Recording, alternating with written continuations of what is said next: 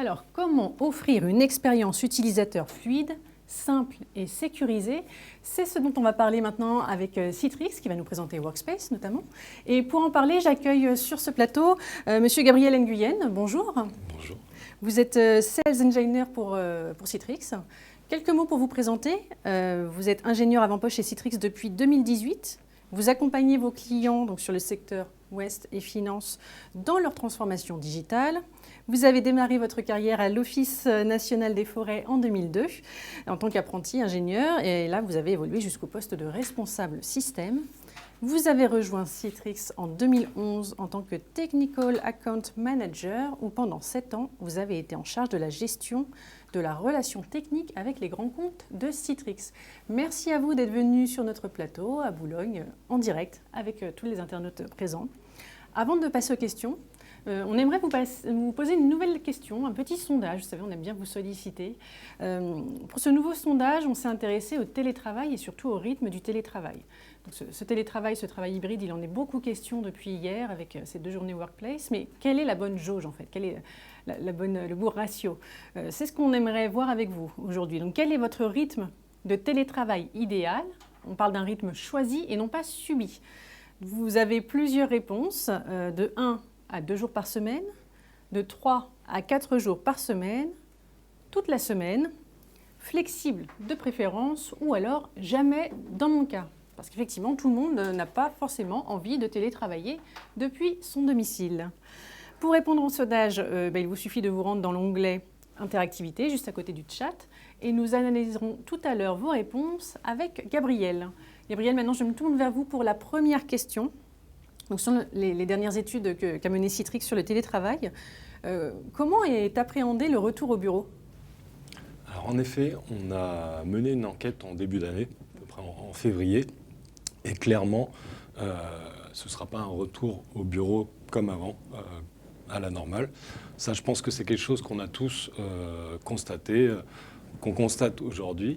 Et d'un autre côté, ce n'est pas forcément une mauvaise chose. Simplement parce que pour pas mal de collaborateurs, avant, ce n'était pas forcément mieux, tout simplement parce qu'ils n'avaient pas accès justement à des outils comme le télétravail pour avoir un mode de vie beaucoup plus flexible, aucune flexibilité pour gérer cet équilibre entre vie perso et vie pro. Et donc, ça peut être vraiment intéressant voilà, de se poser ces questions. D'un autre côté, il faut aussi faire attention à cet effet d'actualité. Parce que voilà, aujourd'hui, on a envie de retourner au bureau, un peu, beaucoup, suivant les personnes. Mais d'un autre côté, qui sait de quoi demain sera fait? Qui sait de quoi auront besoin nos collaborateurs? Et donc, du coup, il nous faut vraiment voilà, proposer un outil qui va être flexible, qui va pouvoir s'adapter aux besoins des métiers, aux besoins des collaborateurs, mais également aux besoins voilà, de la cible RH qu'on veut proposer à nos workforce, à notre roadmap RH pour voilà, faire en sorte qu'ils soient mieux au boulot, faire en sorte de garder les talents, de les attirer. Et donc voilà, c'est vraiment des questions auxquelles il faut se poser, notamment dans la réflexion de l'outil de travail qu'on va leur proposer. Oui. Alors effectivement, pas forcément un retour à la situation antérieure au Covid, mais en tout cas adapter, si je comprends bien, la situation, ce retour au travail, le réorganiser en fonction de ses besoins propres de l'entreprise, en fonction de sa taille, de son secteur d'activité, de ses métiers, mais aussi j'imagine quand même en fonction des demandes aussi des collaborateurs, c'est ce que vous soulignez tout à l'heure dans votre étude, les personnes n'ont pas forcément envie de revenir à 100% en présentiel. Très bien. Est-ce que nous avons les résultats du sondage? Parce que c'était la question que nous vous avions posée en fait. On sent bien que cette question du télétravail, elle est à la fois collective, forcément, mais elle est aussi très individuelle. À partir de quand j'estime que c'est le bon rythme pour moi? Il y a un équilibre à trouver entre les collaborateurs et les besoins de l'entreprise. Alors, nous n'avons pas encore tout de suite les résultats. On reviendra vers les résultats tout à l'heure. Juste, comment ne pas subir le télétravail? Alors, c'est vrai que le télétravail, cet outil qu'est le télétravail, a pu être subi par pas mal de personnes, tout simplement parce que voilà, il y a un an, on n'a pas choisi. Voilà, Oui. ça a été vraiment imposé. Pour le coup, ça a pu être vraiment compliqué pour certaines personnes qui n'étaient pas forcément équipées. Chez Citrix, l'outil informatique se veut synonyme de liberté. Liberté de travailler quand on le souhaite, d'où on le souhaite et comment on le souhaite. Le fameux Anytime, Anywhere, Any Device, qu'on prône depuis presque 30 ans chez Citrix, mais qui vraiment résonne aujourd'hui, parce que ça permet vraiment de libérer les collaborateurs.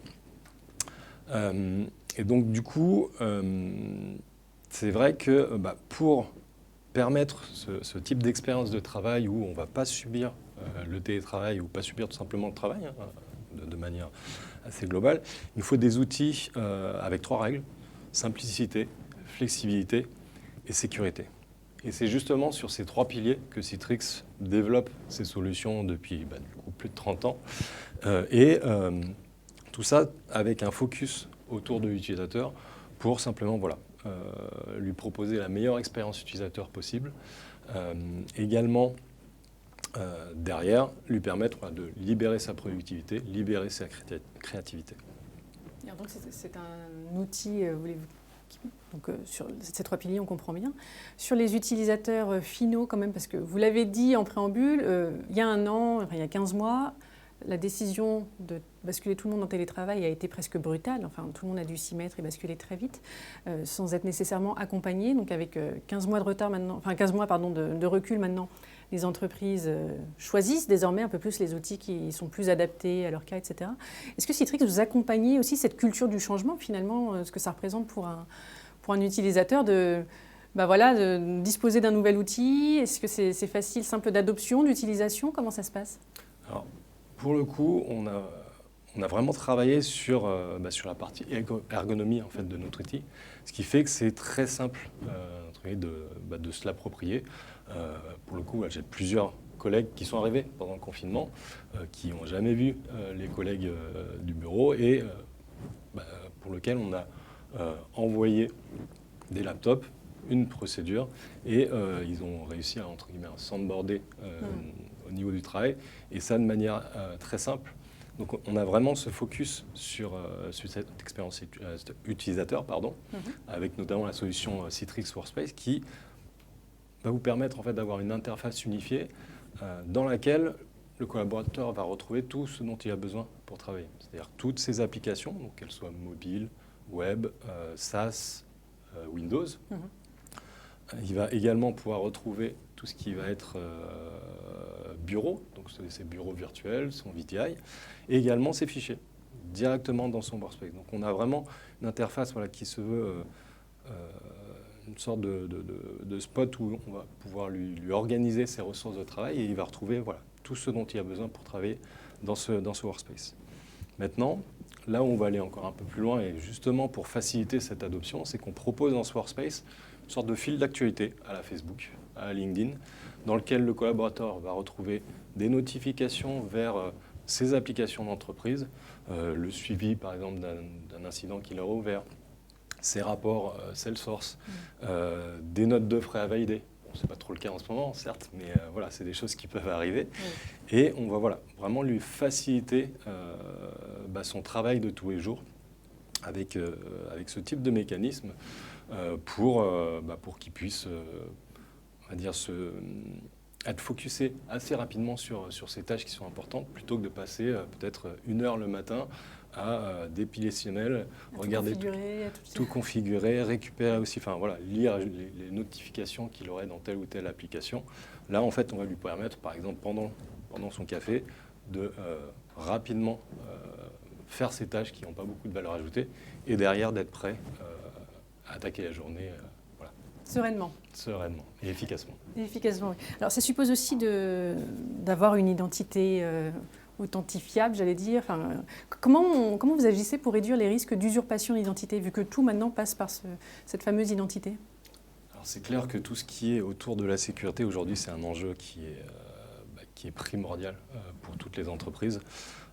Pour information, tout ce qui est le revenu généré par le cybercrime et notamment tout ce qui est lié au vol de données, ça représente environ 1,5 Tera$. En gros, pour avoir une image, c'est 3 terrains de football remplie de palettes de billets. Voilà, donc ça commence à faire pas mal d'argent.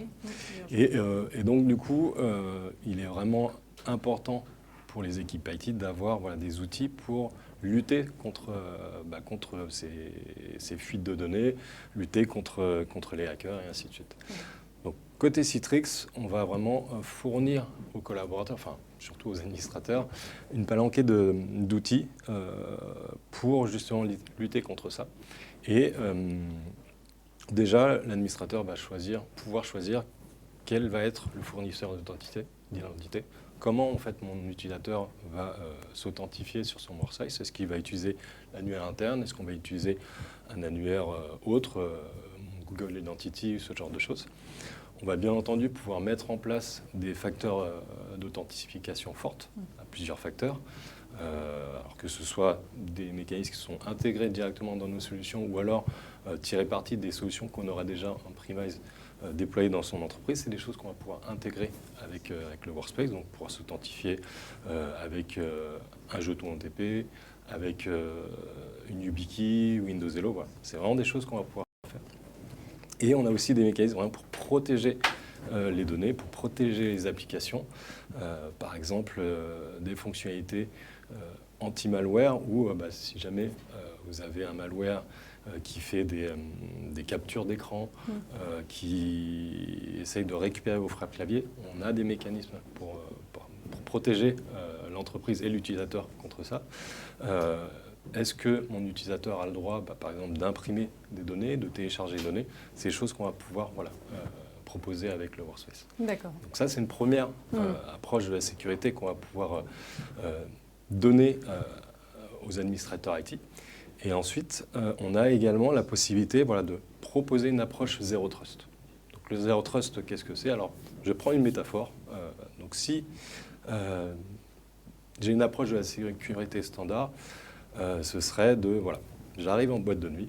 Donc pour rentrer en boîte de nuit, il faut que je me présente, je passe le physio, je passe le videur. Une fois que je suis rentré, je peux faire à peu près ce que je veux, enfin, entre guillemets, dans la boîte de nuit. Notre approche de Zero Trust, ce serait déjà de passer le physio, de passer le videur, mais également d'avoir en fait un videur qui va me suivre pendant toute ma durée de mon séjour entre guillemets dans la boîte de nuit pour m'assurer que je ne fais pas n'importe quoi et également pour assurer ma sécurité. Donc on va pouvoir proposer ce type de sécurité avec Citrix Analytics et derrière détecter des comportements déviants d'utilisateurs dont on aurait usurpé l'identité et derrière mettre en place des actions correctrices pour éviter perte de données. D'accord, donc à la fois ne pas limiter les accès et donc manager les accès pour que les utilisateurs soient bien cantonnés à leur métier, j'allais dire, ou en tout cas aux tâches qui leur sont dévolues. Et effectivement, suivre un petit peu les comportements suspects des utilisateurs. Il y a un autre aspect aussi de la sécurité, c'est comment garantir un accès sécurisé à chaque salarié vers tous les services métiers, qu'ils soient hébergés donc, dans mon entreprise ou sur le cloud. Alors là-dessus, c'est vrai que cette question, ça me rappelle en fait un client qui a utilisé nos solutions récemment pour notamment donner accès au télétravail à une population très spécifique d'ingénieurs, des ingénieurs CAO, donc 3D. Donc le client, c'est Alstom. Et il a réussi à mettre en place le télétravail pour 1500 collaborateurs en moins de 15 jours. Alors, pour rappeler le contexte, ce sont des ingénieurs qui travaillent sur un outil de CAO qui est disponible, qui n'était disponible qu'en interne chez Alstom, sur des stations de travail graphique ultra puissantes. Et lorsque le confinement est arrivé, ça s'est arrêté. Voilà, donc plus accès à ces stations de travail et donc potentiellement perte de productivité, puisqu'en fait le coût d'un ingénieur à l'arrêt, c'est 800 € par jour, donc ça commence à chiffrer, sans compter tout ce qui est retard de pénalité pour les livraisons de projets. Oui. Donc ça a été vraiment un challenge et une priorité pour Alstom de trouver un moyen de leur donner accès au télétravail. Et ils ont du coup étendu leur usage de Citrix, de la virtualisation d'applications et de bureaux de Citrix, pour mettre à disposition des VDI 3D à ces collaborateurs. Et ça, ils ont réussi à le faire en 15 jours pour les 1000 premiers utilisateurs les 1000 premiers ingénieurs en Europe.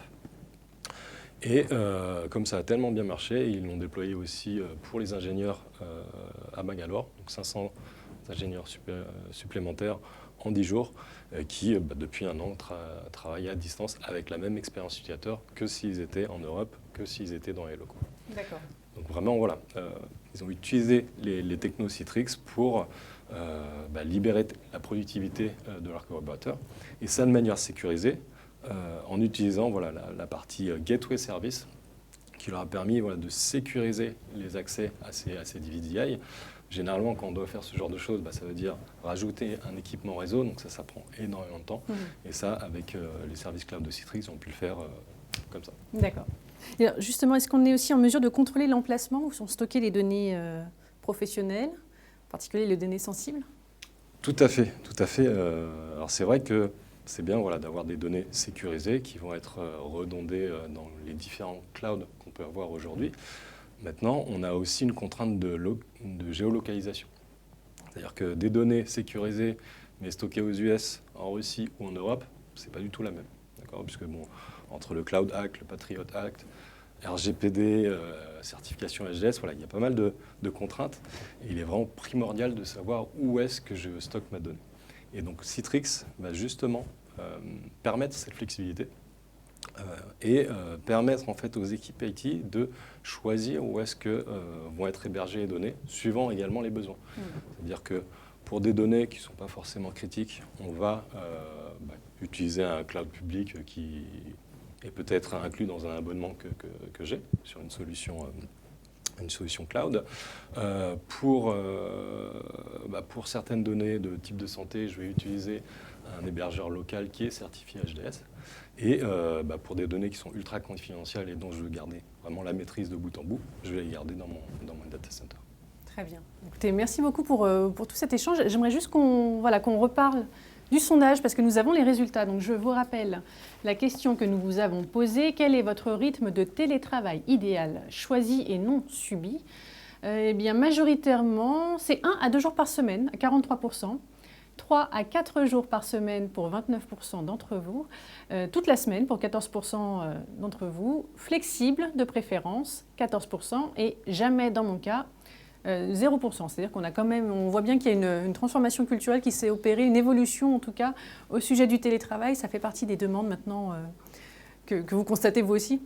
Oui, tout à fait. Et en fait, on s'aperçoit Les chiffres vous surprennent ou pas trop? Non, pas du tout. Et au final, on s'aperçoit que... il n'y a pas de mauvaise réponse. C'est-à-dire que la problématique, c'est que il faut vraiment un outil qui permette la liberté. La liberté de travailler comme on veut, comme on le souhaite, quand c'est le mieux pour soi.